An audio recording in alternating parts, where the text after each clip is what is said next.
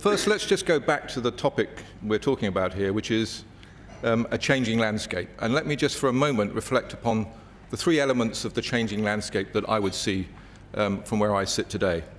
The first is the changing environment that both banks and their customers are affected by. That's the economic environment, the changes in social patterns within the economies in which we operate, and importantly for both parties, the changing world of technology and the impact that will have on both the customer's business and upon the banking business as we move forward. On economics, we're clearly living in a world that is a fast or relatively fast growth world, and in the developed markets and in the developing markets, and in the developed markets virtually no growth for the foreseeable future. Here in the UK, we're living in an economy which overall will have very little growth in the next few years. This, of course, is forcing customers to look beyond the low growth markets and to look into higher growth markets, and I'll come back and touch upon that in a moment. Much of the change that we both are affected by in the world of technology is driven by the internet. And the internet has a great side. It can create efficiency, it can create new products and services, it can drive innovation. It has a dark side. It has a dark side relating to privacy and information, and it has a dark side related to cybercrime. And I would challenge IBM that they have to help the banking system and the participants in the banking system deal with those challenges in equal measure. I also think, and Steve has touched upon this to a very large extent, so I won't deal with it in any great depth, is the changes that are taking place within the banking industry. This is what I would call the re-regulation of the banking industry, having a critical impact on the cost of capital, a critical impact on the cost of liquidity, a critical impact on where banks have to spend their money to comply with a new regulatory environment, which is, in some cases, driving them away from spending on innovation to driving on what you would call mandatory compliance with new regulations that are occurring all around the world at a different pace, in different ways, in different locations, with different regulatory environments in which to enforce that on a large bank with operations in many different parts of the world. The world now, of course, is very different. It is pre-2008, the world was seen as a relatively risk-free place. Funding was widely available, liquidity was good, growth in the world's economy was generally pretty sound, governments were sound, banks were sound, everybody had a reasonable degree of confidence. Post-2008, the risks in the world's economy have multiplied. Our customers continue to be very concerned about how they manage the risks in their business.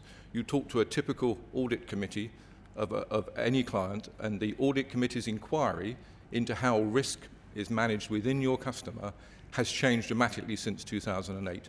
They were about counterparty risk, they were about banking sector risk, they were about country risk, they were about credit risk, they were about liquidity risk, they were about operational risk, they were about reputational risk. All of these issues, from the point of view of our customers, have contributed to a significantly changing landscape that we all have to operate within.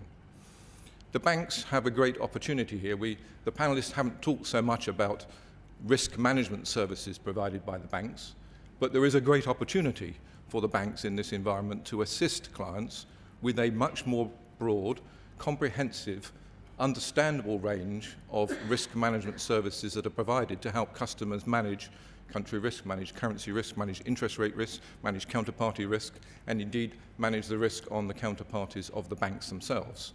So here rests a big opportunity in this changing landscape to help clients from this new risk environment.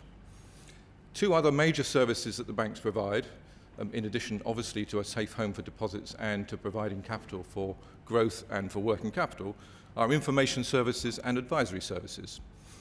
The growth of the internet, the globalization of the world's economy, the more internationally based clients as they spread their wings for both supply reasons and for customer reasons outside of low growth markets, means that the need for information has increased dramatically from a client's perspective. The banks again have a great opportunity to provide more information, to provide greater transparency on the activities that a client is engaged in with the bank compared to how it was in previous times. Again, this is a challenge for the technology companies to help the banks provide from a wealth of data that they have inside their organizations to make meaning from that data and to provide that as additional services and benefits to the customer base as the world becomes more complex as we move forward.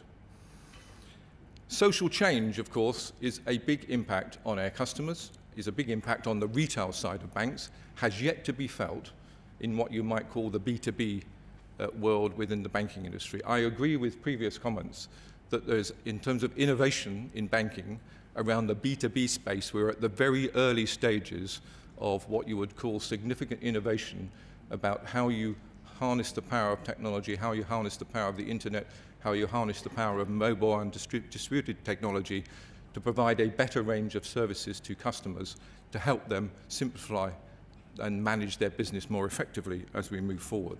Again, anything that involves the internet involves some risks. And that's risks around public data, and it's a risks around potential criminal activity within the internet. In order to maintain the confidence of clients within the structure of the internet, the banks have an obligation, in the same way they've always had, in terms of trust and confidence, to make sure that the services that are provided by the internet are secure and safe and will maintain the confidence of customers as we move forward. Security of connectivity is therefore a critical new demand from customers in this changing environment.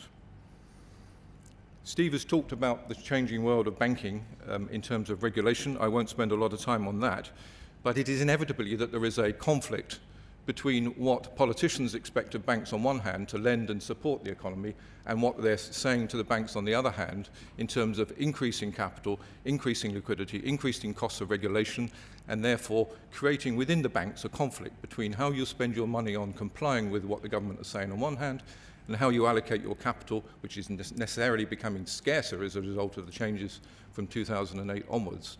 This is a conflict which all banks are struggling to manage between the demands of regulators and the demands of politicians on the other hand. Innovation as we move forward will be critical for creating distinctive services and creating differentiation between banks and the services they offer.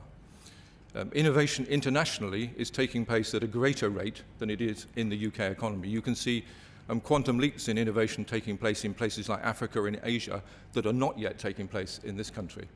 And so there is an opportunity here to provide greater services, particularly around international services, as customers look to move beyond the confines of a low-growth economy to access the opportunities in higher growth economies around the world.